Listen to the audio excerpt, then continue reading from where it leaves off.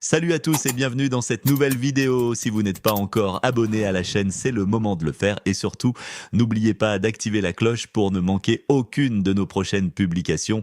Le 16 décembre dernier, Pierre de Gaulle, petit-fils du général de Gaulle, a accordé un entretien à Irina Dubois, présidente de l'association Dialogue Franco-Russe, un échange empreint de gravité dans lequel il a insisté sur l'importance cruciale de l'équilibre entre la France et la Russie pour maintenir la stabilité en Europe. Ces paroles ont résonné comme un appel à la raison, un plaidoyer pour dépasser les divisions et éviter que le continent ne bascule dans un chaos encore plus profond. Pierre de Gaulle a ensuite pointé du doigt ce qu'il qualifie de manigance américaine et d'intrigue fomentée par l'OTAN, soulignant que l'opinion publique commence enfin à ouvrir les yeux sur ces jeux d'ombre et les manipulations qui se trament dans le silence. Pour lui, la crise ukrainienne n'est qu'un prétexte, une arme utilisée pour déstabiliser l'Europe. Il est même allé jusqu'à citer Angela Merkel qui a récemment reconnu que les accords de Minsk n'avaient jamais été appliqués dans l'esprit de protéger les populations du Donbass. Selon lui, ces aveux posent les fondations du conflit actuel qui fait aujourd'hui des millions de victimes innocentes. L'accusation ne s'arrête pas là. Pierre de Gaulle a dénoncé l'effacement de la culture russe en Ukraine, l'étouffement de la langue des russophones et a pointé du doigt les Américains qu'il accuse de profiter cyniquement de la tragédie ukrainienne. Il a particulièrement mis en lumière leur stratégie économique, vendant leur gaz à des prix exorbitants aux Européens, tout en le facturant bien moins cher sur leur propre sol. Il n'a pas non plus épargné Ursula von der Leyen, actuelle présidente de la Commission européenne, en rappelant son passé marqué par des affaires financières controversées lorsqu'elle était ministre de la Défense allemande. Puis vint le tour d'Emmanuel Macron. Pour Pierre de Gaulle, le président français n'incarne pas les valeurs patriotiques fortes qu'il associe à Vladimir Poutine, le respect des traditions, de la famille, de la religion, des repères essentiels à ses yeux. Il regrette que Macron n'ait pas pris ses idéaux comme boussole politique pour la France. Enfin, il s'est attardé sur l'Ukraine, dépeinte comme l'un des pays les plus corrompus du monde, où les pauvres citoyens sont manipulés par un Washington. Évoquer les relations ancestrales entre la France et la Russie. Ce sont des relations anciennes. Le général de Gaulle disait que la France et la Russie sont toutes les deux filles de l'Europe. Il y a énormément de choses qui nous lient, des liens historiques, des liens culturels, des liens philosophiques, des liens d'union des cultures. Et nous avons également des liens des liens très très forts qui unissent la France et la Russie, de par le sang que nos combattants ont versé contre l'envahisseur commun. Donc évidemment, je crois à la continuité de cette relation entre la France et la Russie. Il y a une relation particulière qui unit nos deux pays, et je suis toujours frappé lorsque je vais chez vous de voir avec quelle bienveillance et admiration on considère la France, le prestige qu'a la France auprès des Russes, et que vous nous en voulez absolument pas des guerres napoléoniennes, ni même de la victoire de Sébastopol sous Napoléon III. Donc je crois absolument à la continuité de ces relations. Elles sont logiques, elles sont nécessaires. C'est même un impératif catégorique de la géographie et aussi de l'équilibre et de la prospérité dans le monde. Et je la défendrai puisque je crois sincèrement en cette importance de l'amitié franco-russe et en ce qui relie nos deux pays. Vous avez évoqué, lors de votre échange avec le président russe, la participation potentielle de la France aux BRICS. En quoi cette alliance économique pourrait être attirante pour la France? Je crois que ça permettrait à la France d'avoir une alternative par rapport à une tutelle, évidemment, de l'OTAN et une tutelle des marchés financiers anglo-saxons, et également une alternative par rapport à une Europe qui est en fait une sorte de machine, je dirais, politique et administrative, et qui ne respecte pas ni l'intérêt des pays européens, ni l'intérêt des nations, et qui vise au contraire à dissoudre les nations et leur identité dans un espace de fonctionnement plus ou moins organisé, plus ou moins édulcoré, une sorte de technocratie qui de toute façon n'est pas efficace. Donc je crois que la France, en tant que grande puissance, parce que la France est une grande puissance, contrairement à ce que les anglo-saxons veulent nous faire croire, une grande puissance évidemment nucléaire, aussi bien stratégique que civile, mais une grande puissance maritime, et une grande puissance par son héritage culturel, son capital, je dirais historique, et je pense que ce serait une alternative, et la France pourrait tout à fait jouer un rôle important dans cet espace de grands projets que constituent les BRICS, tout en étant évidemment membre à part de l'Union européenne, et que ce serait une grande opportunité pour notre pays. Ça lui permettrait de se distancier, de se distinguer et d'avoir une voix différente qui était celle de la Grande France de Charles de Gaulle, indépendante et souveraine, qui avait véritablement un rôle d'arbitre et était reconnue comme arbitre international dans les grandes crises internationales et par tous les pays du monde. On va revenir à la question économique un peu plus tard. J'aimerais bien parler aussi des relations Russie, les États-Unis, l'Europe. Zbigniew Brzezinski, que vous connaissez bien, le grand stratège américain et conseiller auprès des plusieurs présidents américains, considérait que pour rester la première puissance mondiale, il faut absolument exercer leur domination sur l'Eurasie, qu'à l'époque échappait aux États-Unis. Libération de l'Ukraine, de l'influence russe, faisait partie de ce grand plan américain, d'ailleurs décrit dans Le Grand Échiquier, le livre de Brzezinski. Qu'est-ce que vous pensez de tout ça en 2023? Est-ce que ce stratagème a fonctionné, d'après vous ou pas?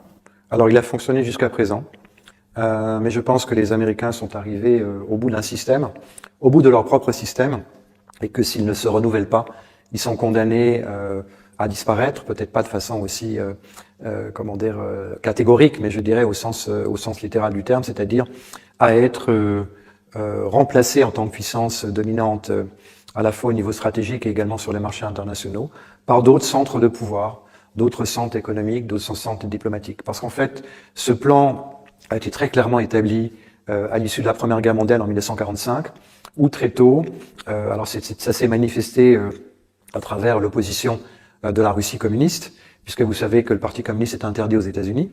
Les partis nazis sont autorisés, mais pas les partis communistes. On pense à McCarthy, évidemment.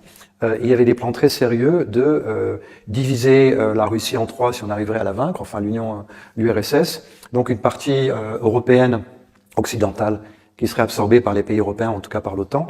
Une partie intermédiaire qui pourrait coexister plus ou moins en tant que Russie, et une partie orientale qui serait absorbée par des pays dont la Chine, dont des pays asiatiques dans lesquels les Américains auraient développé leurs propres intérêts. Je parlais récemment à une Philippine, je lui dis mais qu'est-ce qui reste de votre pays? Qu'est-ce qui reste de votre culture? Il y a évidemment des bases aéronavales très importantes en Asie, on a notamment une en Philippines, mais il ne reste strictement rien de ce que vos ancêtres, vos arrière-grands-parents, vos grands-parents, vos parents ont fait de la culture et de l'identité de votre pays. Les Américains, pour exister, ont un besoin d'asseoir et de continuer cette suprématie et cette domination aussi bien militaire qu'économique sur les autres pays du monde. Je crois qu'il faut toujours se souvenir de la guerre du Vietnam. La guerre du Vietnam, c'était une défaite américaine d'une guerre conduite trop loin face à un peuple courageux qui a su résister avec très peu de moyens, mais surtout un esprit de patriotisme et une cohésion qui est extrêmement forte. C'est une guerre qui a ruiné les États-Unis et qui a poussé l'Amérique à abandonner les accords de Bretton Woods en 71, c'est-à-dire les talons or du dollar. C'est-à-dire que le dollar n'était plus garanti par une contrepartie d'or physique pour crédibiliser sa monnaie sur les marchés internationaux. À l'époque, le dollar était encore la seule monnaie de règlement sur les marchés internationaux. Depuis, les Américains, pour asseoir leur diplomatie, et je tiens à préciser que je ne suis pas du tout anti-américain, j'ai des amis américains, vous avez des gens éclairés, des gens qui comprennent les équilibres du monde aux États-Unis, comme Elon Musk, comme certains professeurs d'université américaine avec qui j'ai la chance d'avoir fait des conférences sur ce qui unissait les cultures, sur comment réunir les peuples autour de l'entente, de la coopération et du dialogue autour de la paix. Il y a des bonnes âmes, mais il y a aussi un esprit impérialiste, hein, c'est un mot soviétique, mais je crois qu'il a encore sa place, puisque les Américains ont 800 bases militaires dans le monde, et qu'il est essentiel pour eux d'essayer de recouvrer ce rôle de puissance dominante, à la fois militaire, politique, mais aussi économique, puisque les Américains ont 34 000 milliards de dollars de dette, et que le problème majeur pour eux maintenant, et depuis quelques années, c'est le refinancement de cette dette, et qu'il y a de moins en moins de pays qui sont prêts à racheter de la dette américaine, pour deux raisons. D'abord parce que le dollar est devenu une monnaie de sanction, c'est-à-dire une logique de bloc. Soit vous êtes allié des États-Unis, et à ce moment-là on coopère, on rentre dans un système de participation économique. Alors vous êtes évidemment toujours dépendant à travers le FMI, à travers des prêts, à travers le dollar, mais vous êtes surtout aligné. Et si vous n'êtes pas aligné, vous êtes hostile. Vous avez vu à quel point le droit américain s'est imposé à travers la lutte contre le blanchiment, l'échange automatique d'informations dans l'économie mondiale. Pour ouvrir un compte en banque ou un compte d'assurance vie, vous devez donner à votre banque l'autorisation de donner au fisc américain sur simple demande tous les renseignements qu'ils veulent, même sans aucun indice d'américanité. Donc ils ont réussi à transposer le droit américain sans aucune réciprocité dans tous les pays du monde. Et les Américains sont en quête de cette suprématie. Donc le conflit en Ukraine, comme d'autres conflits dans le monde, sont des conflits qui sont évidemment économiques. Les effets maintenant sont à peu près évidents aux yeux de tout le monde. Hein. Je crois que le peuple français n'est pas dupe, le peuple européen n'est pas dupe. Les sanctions profitent aux Américains. Les sanctions appauvrissent les États d'Europe dans leur ensemble, en créant des récessions, en créant des difficultés d'approvisionnement, puisqu'évidemment, ça coupe la chaîne d'approvisionnement des matières premières pour les entreprises, et tout le monde en subit les conséquences, avec l'inflation, la hausse de l'essence, le prix de l'agroalimentaire, la hausse des taux d'intérêt.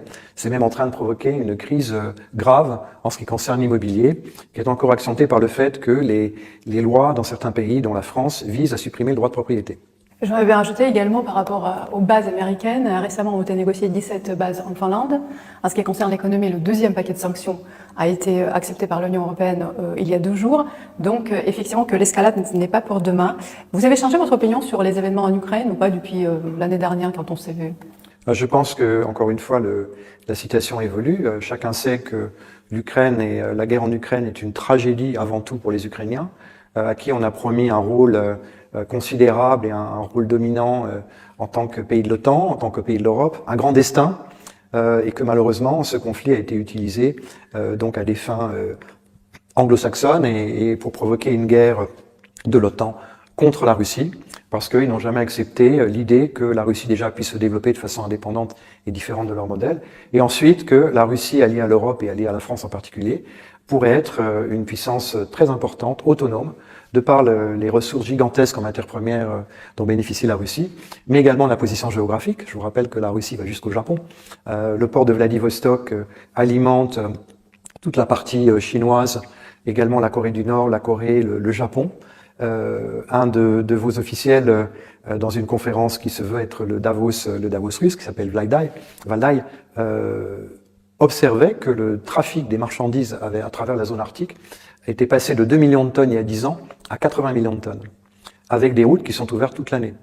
Il y a donc un réservoir de matières premières considérable. La fonte des glaces révèle des nouvelles ressources, en gaz, en pétrole, en or, en diamant, en terres rares, et ça en fait une capacité économique gigantesque, une capacité géopolitique gigantesque pour les territoires de Russie, mais aussi un réservoir inépuisable de matières premières. Ça veut dire que la Russie peut parfaitement, elle n'en a pas la volonté, elle n'en a pas le souhait, elle n'en a pas le désir, peut parfaitement se passer de l'Europe, mais nous ne pouvons pas nous passer de la Russie. À travers un mécanisme de sanctions, 14 000 sanctions qui prouvent que tout cela a été longtemps préparé, puisque les sanctions, par leur complexité et leur profondeur, prouvent que c'est un travail de préparation sur de très longues années. Vous connaissez les causes du conflit, le coup d'État en 2014 provoqué par les Américains, la persécution, le bombardement des populations du Donbass, 18 000 tués, et les Européens, dont Angela Merkel et François Hollande, ont avoué qu'ils n'avaient aucune intention de garantir les accords de paix pour les populations du Donbass, que c'était juste un leurre pour laisser au peuple ukrainien, le peuple ukrainien, au pouvoir politique ukrainien. Je fais une grande différence, une grande distinction entre les deux, puisque je respecte les Ukrainiens. Ukrainiens et Russes sont frères, et encore une fois, les Ukrainiens subissent cette surenchère. C'est la continuation de la guerre pour leur plus grand malheur. Mais tout ça a été fait pour laisser au gouvernement de l'époque, le gouvernement Zelensky, le temps de s'armer. Et encore une fois, Arestovitch, qui était un ancien conseiller de Zelensky, il a eu cette interview en 2019, on lui demandait qu'est-ce qui était mieux pour son pays. Mais la guerre. Il était persuadé, comme certains pays de l'OTAN, que la guerre allait provoquer un effondrement du régime du président Poutine et surtout un effondrement de l'économie russe. J'ai eu des discussions avec des gens éminents, instruits, énarques en France, qui m'ont dit mais comment peut-on imaginer qu'un pays qui voit la chute de 50% de ses importations survivre? Je disais regardez, mais vous ne prenez même pas en compte, vous n'imaginez même pas la capacité qu'a la Russie de se réorienter à l'Est, de se moderniser à l'Est, de s'approvisionner à l'Est auprès de sources diversifiées, et vous verrez que l'Europe sera la grande perdante. Les faits me donnent raison, la Russie va avoir une croissance supérieure à 6% cette année, avec 14 000 sanctions, un déficit de la balance commerciale seulement de 1%, et la Russie devient le leader, ou un des deux leaders, je pense aussi à la Chine, du monde multipolaire à travers les BRICS. C'est un formidable espace de grands projets, un formidable espace économique, aussi diplomatique et de réalisation, et je pense que la France, comme d'autres pays européens, ont tout intérêt à s'associer à cet gigantesque espace d'opportunités. Vous parlez de l'intérêt de la France, et c'est rare, parfois on attend les intérêts des autres. On a l'impression que les Français sont beaucoup plus pour les intérêts des autres que pour les siens. De toute façon, nos auditeurs, chaque fois, dans les commentaires, ils le disent. Cette année également a mis en valeur l'obsolescence, en quelque sorte, et l'impuissance de l'ONU. En quoi elle sert réellement cette institution qui finalement a été créée pour équilibrer la paix et la maintenance de la paix dans le monde? Je pense que par rapport à la question que vous m'avez posée tout à l'heure, le monde entier se rend compte que l'OTAN a perdu, que les États-Unis ont perdu cette guerre donc en Ukraine, parce qu'ils n'ont plus les moyens de la continuer. Ils n'ont plus les moyens de la financer. 180 milliards ont été donnés à l'Ukraine avec des résultats tout à fait contestables en termes d'avancée militaire. Sinon, une crise économique considérable. Pour un pays qui a déjà vendu la moitié de ses terres agricoles à des fonds anglo-saxons, pour un pays dont la corruption est absolument avérée, on parle de l'entrée de l'Ukraine dans l'Union européenne, on en est extrêmement loin. Déjà parce qu'on ne peut pas faire entrer un pays européen qui serait en guerre. Ça serait une guerre directe avec un pays de l'Europe, ça n'a absolument aucun sens. Ensuite, parce que c'est un pays qui doit se réformer de fond en comble. Et on a encore une fois menti au peuple ukrainien, comme on a menti au peuple européen en leur faisant croire que ce serait une chose facile. Les Russes ont un réservoir de temps, de personnes, de matériel considérable. La capacité de production industrielle, militaire est 8 fois supérieure à celle des pays de l'OTAN. Ils ont une avancée technologique de plusieurs années et l'OTAN est incapable de continuer la guerre. Je vais répondre à votre question en ce qui concerne le coût. On a donné, et c'est une hypocrisie à mon avis, dans le cadre d'une stratégie de not enough to win but enough to survive, donc pas suffisamment pour gagner mais suffisamment pour survivre, c'est-à-dire alimenter une surenchère de guerre absurde, des stocks d'armes anciens, des stocks d'armes pris sur les pays européens de l'OTAN qui avaient 30 ans d'âge. Simplement, les stocks d'armes sont vides. Ça veut dire que les pays européens sont obligés de recompléter avec des armes modernes, déjà le stock d'armes pour eux-mêmes, pour assurer leur propre capacité de défense, et ensuite pour fournir des armes à l'Ukraine. Donc le coût s'en trouve déjà automatiquement multiplié. Le Congrès américain n'arrive plus à fournir une aide suffisante et conséquente aux pays ukrainiens, mais tout ça est une stratégie délibérée pour refiler le bébé aux Français, oui, bien sûr, et aux Européens, passez-moi l'expression. Donc les Européens vont se retrouver pris avec cette charge de guerre qu'ils ne pourront absolument pas soutenir, à la fois en termes de ressources et à la fois en termes de moyens financiers. Donc, pour moi, les jeux sont faits. Je pense qu'il faut aller absolument vers un accord de paix, vers des accords de paix, ce que plusieurs pays ont essayé de faire, dont Gordon Bennett, vous le savez, au mois de mars de l'année dernière, torpillé par Boris Johnson, jusqu'à 8 accords de paix dans le détail, dont toutes les initiatives aussi parrainées par le président turc. La main tendue, les pro-russes le savent, mais on va me dire « Ah, mais vous êtes complotistes, vous êtes très pro-russes ». Mais non, les Russes ont tendu la main et il faut absolument s'asseoir à la table des négociations. La seule solution est diplomatique, elle ne peut plus être militaire. Maintenant, on part dans des discussions sur l'entrée de l'Ukraine dans l'Europe. Chacun sait que ça coûtera 180 milliards sur 5 ans au bas mot. Les États européens, l'OTAN n'ont plus les moyens de continuer cette guerre. Je pense qu'il faut revenir à la raison pour la paix, pour la prospérité dans le monde et surtout pour la prospérité et la paix en Europe. Ces sanctions appauvrissent l'Europe considérablement.